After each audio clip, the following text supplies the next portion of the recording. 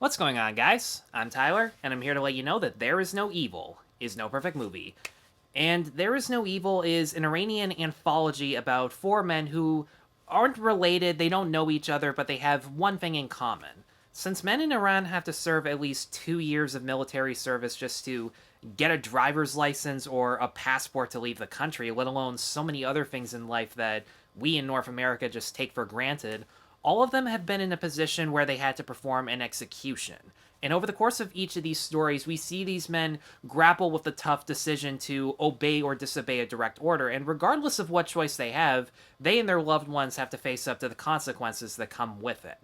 And obviously, I didn't know this movie existed until I found out that it was streaming on TIFF's digital service just to see what they had to offer. But there were a couple of things about this movie that really stood out. For one, it was a limited time offer screening at a very reasonable price for once, which not often you can say that about streaming, but the main thing that really got me hooked was the fucked up backstory that came with the making of the film. It turns out that director Mohammad Rasoulof made this movie in secret because he knew the Iranian government wasn't going to be kind about a movie that criticized capital punishment, because yeah, apparently the movie's message where it's not right to kill anyone under any circumstances whatsoever, that's apparently propaganda to the point where the director was arrested, banned from making a movie for 2 years after his 1 year prison sentence is done for this, and two other movies that he's made. It turns out he's been arrested for this stuff in the past, and his passport has been revoked, so he can't even leave the country.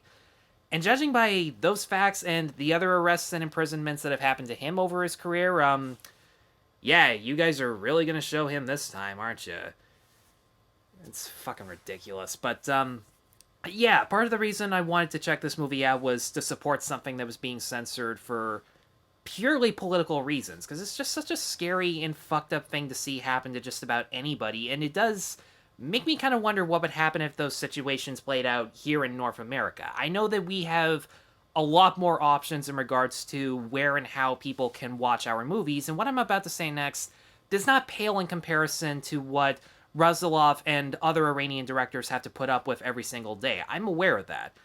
But keep in mind, we do still live in a society where the majority of Hollywood and Canadian films follow the exact same political values as each other, follow the same political values as the popular majority. Meanwhile, movies that take the form of just beliefs that are instantly frowned upon, they tend to slip under the radar. If they're ever famous, they become minor cult hits or become popular for how controversial they are, with a few exceptions anyways. Hell, the good movies that follow more conservative or even communist belief systems, those get made independently and on a smaller budget compared to the majority of Hollywood or Canadian movies that are exclusively liberal, and don't get me wrong, still have really good messages, but it doesn't really surprise me that conservative studios in America are on the rise thanks to the clusterfuck that is this culture war. Hell, as much as I love TIFF, and whether it be virtual or in person, I'm definitely going back to TIFF this year. One of the most frustrating things about them is that they really pat themselves on the back for how left-wing they are and how exclusively left-wing the majority of their movies are. And I do mean majority, because they have screened a few movies made by right-wingers, whether they realize it or not, and even if they did, there's no rule or law that says that they have to include movies of a certain ideology. That would be ridiculous. It's really frustrating to see theater chains, studios, and festivals just turn their back on movies based on messages and beliefs that they don't agree with, even if it's not on the same level of scrutiny as it is in the Middle East. It's just fucking pathetic. But anyways, back onto the movie. What I love about this is that Rasoulof did a fantastic job at making each story in the anthology feel unique from the others while still being really consistent with the overall visual style. The first short in particular has this surprisingly calm slice-of-life tone to it, where almost every scene is filmed in a long take and shot in these massive wide shots where all of the actors are in frame and in focus, so as you're focusing on them and the environment, your eyes can move back and forth between who's talking, what's happening in a given moment, without getting bored by standard shot reverse shot coverage. But it also adds to the intensity of that short, because the longer certain scenes are drawn out, the more you're just sitting there in anticipation, waiting for something incredibly fucked up to happen, and when it does, it just hits you the exact way it's supposed to. But the most surprising thing about his direction is that while he does still utilize longer takes in the other shorts, he actually adds in more cinematic techniques such as standard shot reverse shot coverage, cutting back and forth between close-ups of characters every time they witness something horrific, or they make a very subtle gesture with their arms, or the way they give a certain look that tells you everything that's going on in a scene without any dialogue whatsoever. He starts adding in background music to certain shorts because one of the other intense things about the first short was that there was no music, so you could just hear a pin drop in the background and it would completely startle you, and that was the great thing about that effect.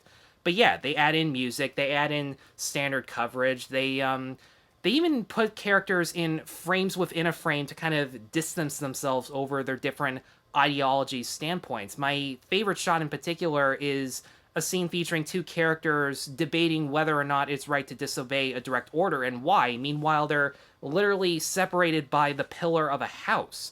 That was just such a really unique technique that you could have used, and it was just the perfect technique you could have used for that. And even though all these techniques don't exactly mesh well together on paper, they're only applied to the shorts whenever they tell the story visually first, dialogue second, and whether or not it fits the exact tone that they're going for. It really feels like Rasoulof picked each technique so meticulously to great effect, particularly this outstanding prison escape scene where the prisoner is constantly looking at a piece of paper as he goes from point A to point B, and it isn't until the end of the short where you understand why. And I gotta say, the performances all around were just completely top-notch. I'm not going to give away that many plot details about them this time around because they're written in such a straightforward way, and each short has a twist that I did not see coming, and I feel kind of weird that I didn't, but I think part of it just comes from the fact that I knew nothing about it going in. I didn't see any trailers, I just looked up the fact that it was anti-capital punishment, and I thought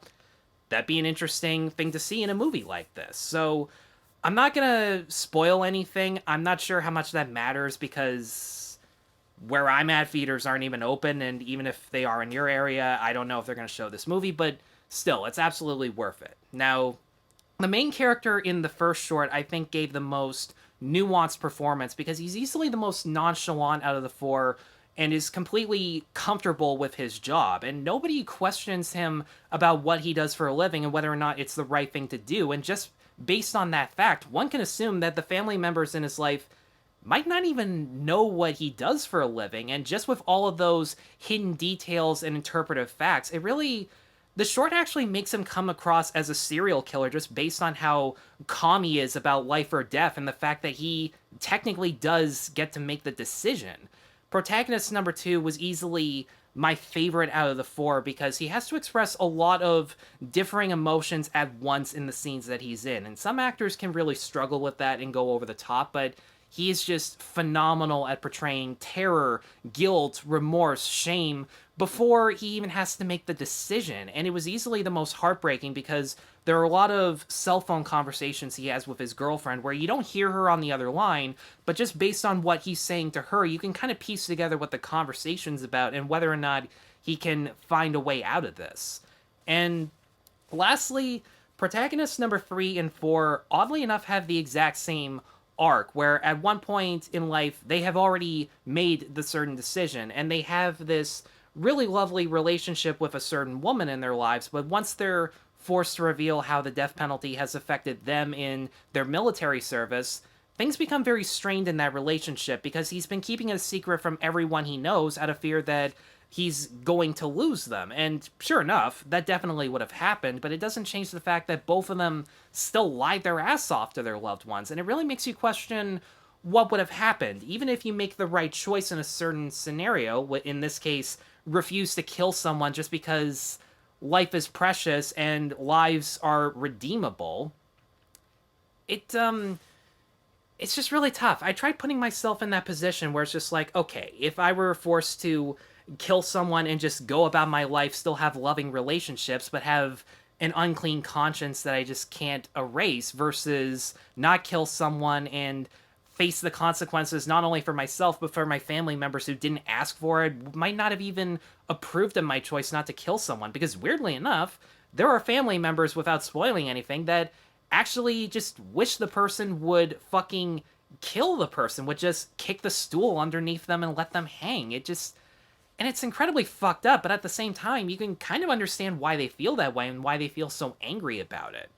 Now, if I had to complain about anything, I would say that the last two shorts, while still really good in their own right and lead to a lot of the most philosophical debates following the subject, they weren't as emotionally investing as the first two, and I think part of that is, this is going to sound weird, but there are some scenes that actually feel a little too nuanced. And what I mean by that is, in the first two shorts, whenever there was conflict between the characters, they got angry with each other. They got loud, and it still felt authentic to the tone that they were going for. But in the last two shorts, whenever a character reveals something that is a major bombshell and characters are forced to react to it, they're surprisingly a lot more composed, and and you can tell that they're putting in a lot of effort to keep themselves composed in public so that nobody freaks out. And I get that that's what the director was going for. He wants to show these characters be in denial of the truth and how repressing these thoughts can hurt you and your loved ones without even making any effort to it. But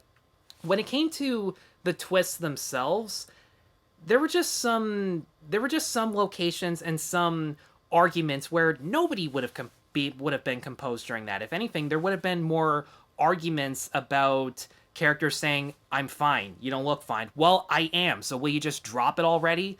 Scenes like that. If there were scenes like that in this movie as opposed to characters just going,